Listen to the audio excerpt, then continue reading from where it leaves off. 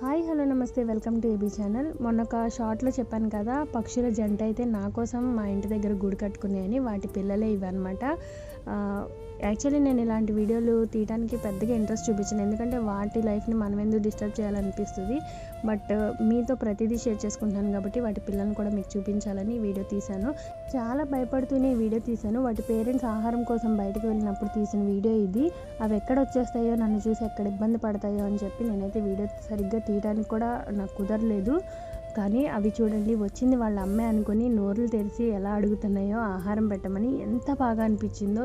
ఇలాంటివి చూసినప్పుడు మనసుకి ఎంతో హాయిగా అనిపిస్తుంది. అండ్ మానసిక ఒత్తిడి నుంచి మనల్ని మనం కాపాడుకోవచ్చు.